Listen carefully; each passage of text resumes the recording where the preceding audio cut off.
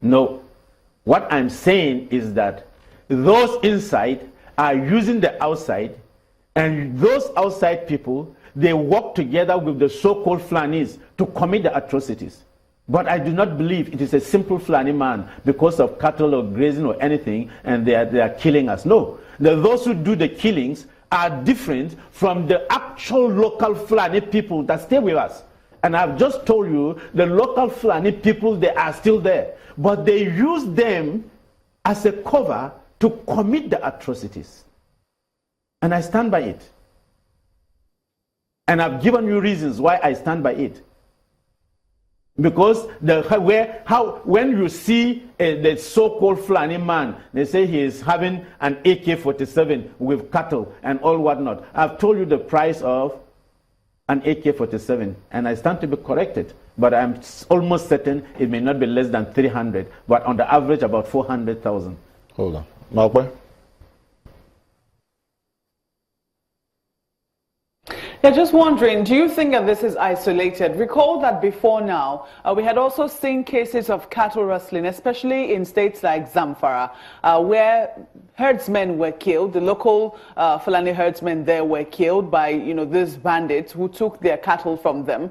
And these people coming further down south, because there have been allegations that this thing seemed to be spreading because of a lack of grazing lands in certain parts of West Africa. And so you also have these, these foreign herdsmen coming in with their cattle. In some instances, some of them have been displaced, and so they also steal the cattle from the local people and killing people. Do you think that we can actually exclude that theory as well? Well, what you have just said is only confirming what I said earlier, that those who are doing the killings are not the local Fulani herdsmen that we know.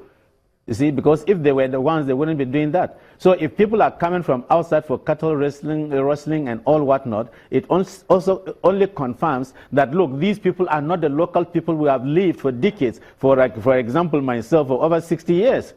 So that theory of saying there is a grand design using the local Fulani men as cover-up is true.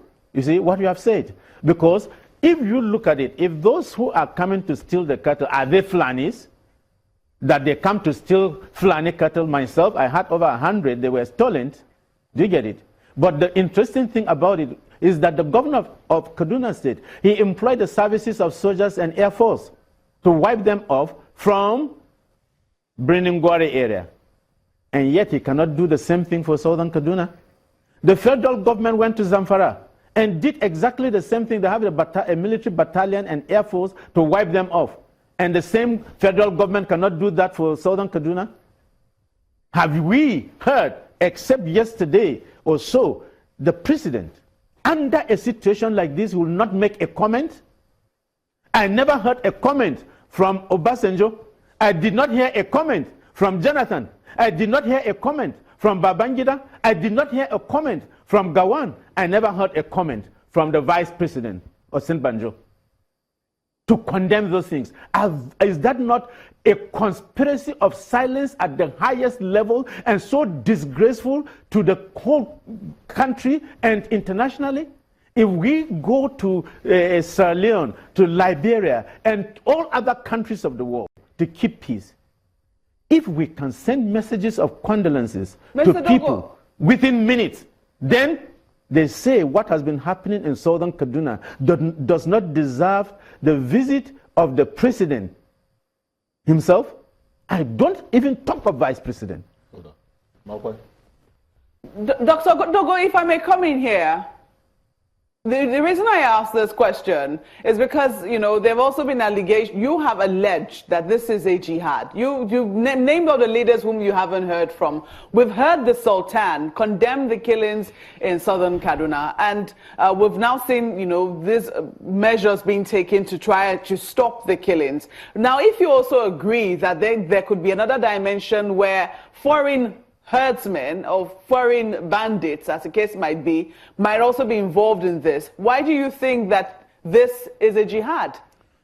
If I may ask you, do you think Boko Haram is simply indigenous?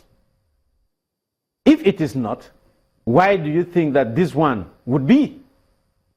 And it doesn't have to be that they use government officials.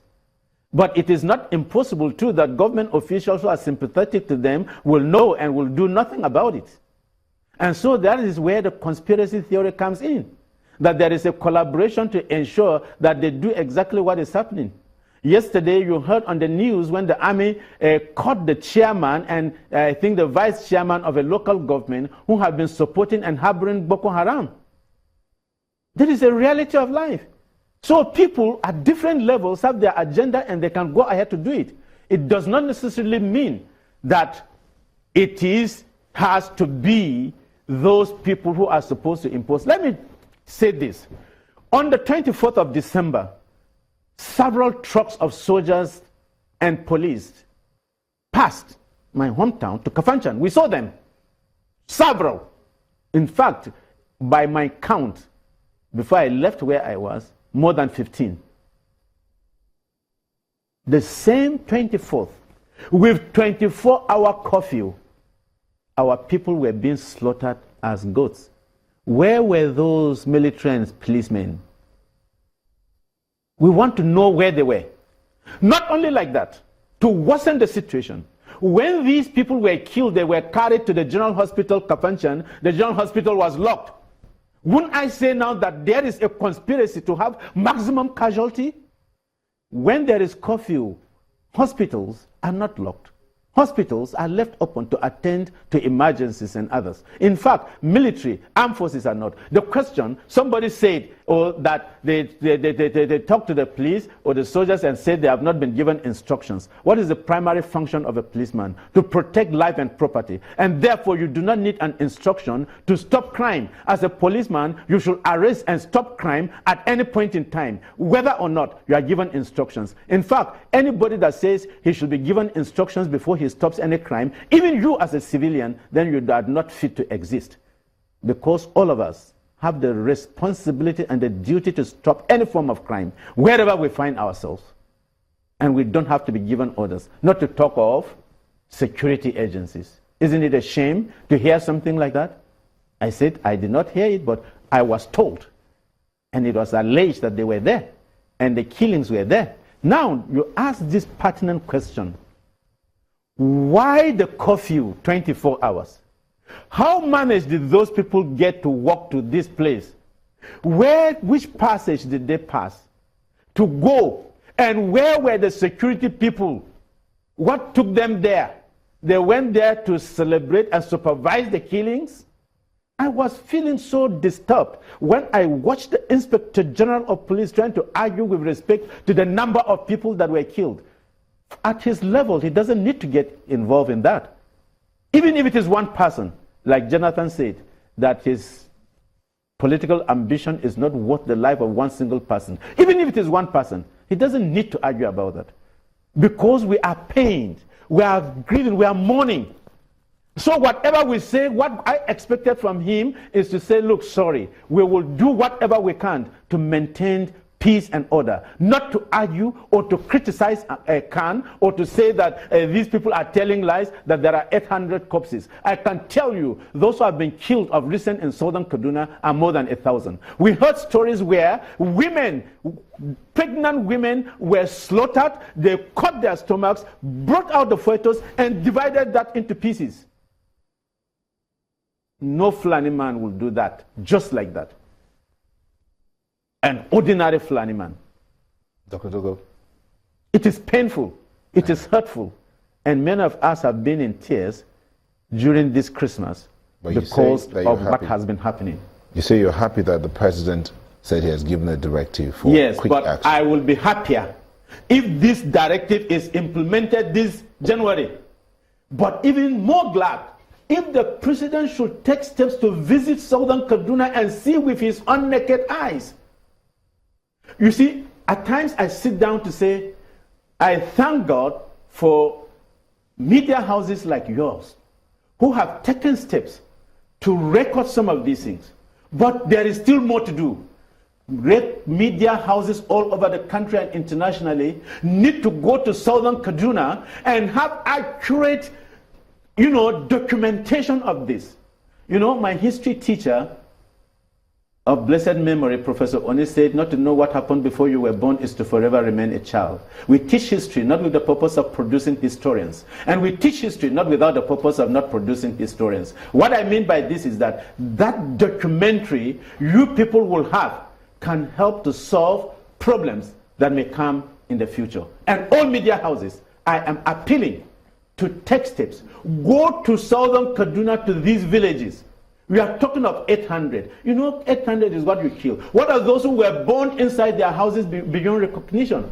Dr. Dogo. In the bush, as my brother was saying, Dr. Dogo, people don't go to the farms. But before we go, what do you expect the people, the religious leaders in Southern Kaduna and the people of Southern Kaduna to do now that even the president has declared that this must be done quickly?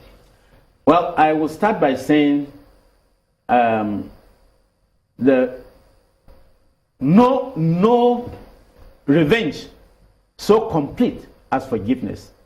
This is a sermon delivered by my pastor, Dr. Reverend Abayomi Enetan Lawal, about 2 years ago.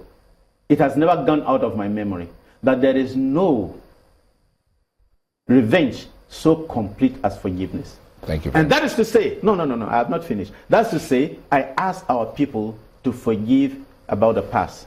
But I'm also asking that we have the responsibility to defend ourselves. If the security agencies fail to defend us, it is suicidal for a person to sit down and his wife and children are killed and you sit down and watch. We have the responsibility to defend ourselves. Do you see it? If the federal government and the state government fail to do so, wherever we reach, only God can tell. But for now, we have asked our youth to be responsible. Don't get somebody, a Fulani man, and you just kill the Fulani man, and you feel he might be the one that killed your brother or sister, or a Hausa man, you do that. That is barbaric. But if somebody comes to your house, stand up and be counted. As I'm seated, if somebody comes to touch my lovely wife, I will die first before he reaches her. Dr. Isuwa Dogo, thank you for speaking with us, the former chairman, Southern Kaduna People's Union, Lagos branch. Thank you. Thank you very much. Sunrise will be back in a moment. Don't go away.